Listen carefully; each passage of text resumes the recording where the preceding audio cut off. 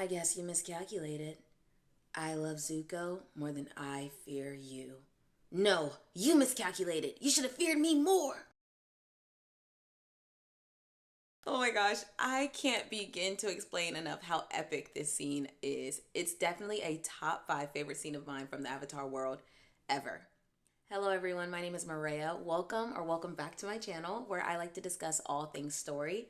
I kind of see myself as like a story tuber, so I like books, film, TV, anything like that. And if you're interested in that type of topic, and that type of content, subscribe to this video. Well, subscribe to this channel. Like this video, and yeah, let's get into it. Okay, so let's get into the backstory of this scene. This is the episode where Sokka and Zuko are on a mission to get Sokka's father and his girlfriend out of a high security prison in a place called the Boiling Rock. So this prison is literally surrounded by hot boiling water. And to get in and to get out, oh, that's like a high mission. At this point in the show, Zuko has officially cut off all ties with the Fire Nation, Azula, his father, and even his girlfriend Mai, to pursue what he believes is his true destiny in helping Avatar Aang master firebending to take down his father, Fire Lord Ozai. Technically, Zuko broke up with Mai through a letter, but he had love in his heart for her, and we actually find out in this episode in particular how much it actually hurt her that he just gave her a letter to literally leave. But for him, what's the most important thing is fulfilling his destiny, and anybody who's in his way, he's not going to let stay in his way, including his girlfriend Mai. Mai and Zuko were childhood friends and the love of each other's lives, but as much as he loves Mai, he literally can't and won't let anyone stop him from fulfilling his destiny in helping the Avatar and taking down his dad. So that's why he still left Mai. His sister Azula, crazy, but most awesome villain in the world, Azula, learns that Zuko is actually at this prison, and it is literally her pleasure to take him down. Like, she's absolutely positively happy to do this with the help of her small elite team, Mai and Tai Lee, of course. I also obviously want to point out, technically Mai and Tai Lee were childhood friends of Azula, if you can call them friends, because Azula, are you ever really friends with someone like Azula? Are you? But either way, they were childhood friends with her. They lost contact with Azula, and then eventually they regained contact when Azula went to go ask for help. Literally, she wanted them to join her little team to go take down the Avatar and go retrieve her brother and Uncle Iroh from being out in the streets and take them back to the Fire Nation and kind of lock them away, if locking them away was going to be all they were punished with. Mai and Tai Lee technically revered Azula as a leader and as their princess, but Mai was definitely someone, if you look back, actually pushed the boundaries a little further than someone like Tai Lee would do with Azula. For instance, Azula would tell them to do a task, and mostly they would always do what Azula said to do. But there were times when Mai in particular would be like, I'm not doing that. For instance, the mud water scene when it was like with the drain episode, Mai was not about to trudge through that nasty water. So she was like, I'm not doing that.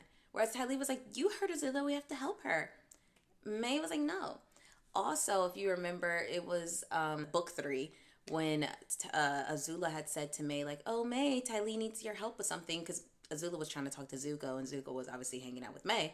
And Mai literally gives her a side eye when she says that. She's like, oh, yeah, sure. But the moment she walks past her, she gives her a side eye, like acknowledging the fact that she knew that not only was Azula lying, but like, girl, you ain't all that. But she was going to listen to her because she didn't want to ruffle feathers with Azula, right? Now, with all of that being said, Mai had never shown any signs of outright defying Azula and defying her orders. So Azula never had to question Mai's loyalty until this epic episode. When Zuko and Sokka are almost out of the prison, like they literally managed to get Sokka's dad, Sokka's girlfriend, a couple other stragglers, they're on the way to get out on a gondola that's going to ride over the boiling hot water. They literally face trouble in the hands of Azula and Ty Lee, not Mai. Because at this point, Mai had actually gotten locked in a prison room thanks to Zuko, because Mai wanted to chat with him. Her uncle was the one who actually ran the prison, so she kind of had this little freedom to do that. But like I mentioned before, as much as Zuko loved Mai, felt bad that she felt bad, his destiny was so much bigger than their relationship that he was willing to lock her in a room just so that he could escape and not have to be forced to stick around for any consequences or talking to her while his sister could have gotten to him. So he just made the decision, I'm getting out of here. Sorry, May. When the time comes where Zuko and Sokka think that they're about to lose the battle against May and Tai Lee, because at this point, the gondola, they're like literally in the air on top of the gondola, on top of hot boiling water at that. The prison guards at this point were told to cut the line. They think it's over. Okay, if the line gets cut, it's a wrap. We lose this battle. Can you float in hot boiling water? Can you exist? Like, the questions are endless. No one, and I mean no one, expects for the gondola to continue moving forward. And it's all because of May. Please pause right here. Please, just for a second. Let's just marinate in the fact that May put her life on the line for Zuko and his friends. Let's pause on the fact that she did it with such an audacity about her. Like, she did it without telling anyone. She just did what she needed to do and it was done. Okay? I was shocked. Like, I literally, when I first watched this episode years ago, I was baffled. And I never expected May to go against Azula that strong. Like, that strong? Oh my gosh.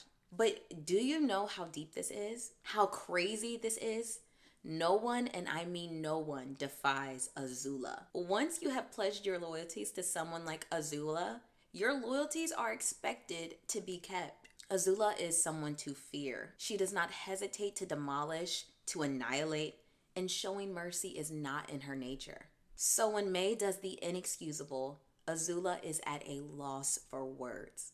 This crucial decision that May makes to save Zuko is in a direct violation of everything that she's supposed to stand for in the Fire Relation. Like, this is treason. This is a betrayal against Azula, and there are serious consequences.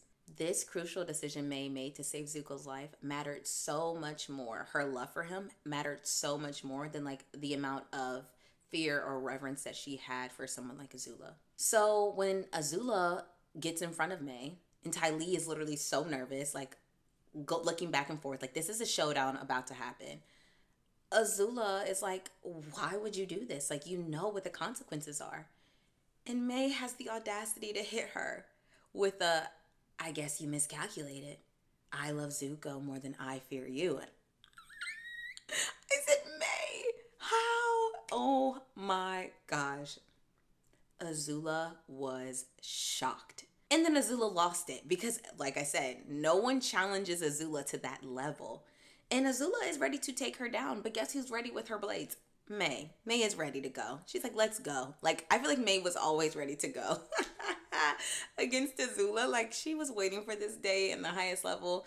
I feel like she only stuck around strictly for the fact that she was bored. Like, bored, literally. Like, just, girl, I need something to do. You're offering me something fun, so I'll stick around type thing. And let's be real. Not fearing Azula is one of the biggest insults to Azula in her world. She's like, you are supposed to fear me. And as I mentioned before, Azula, unable to show mercy to anyone, including her friends, is ready to battle against May now. Like, she's like, let's go. And out the cut comes Little Miss Happy Tai Lee, literally taking down Azula with a couple of 1, 2, 3, chakra blocking, whatever. And now Azula cannot firebend. And Azula, for the first time in the whole show, is at her most vulnerable point. All because of May and Tai Lee.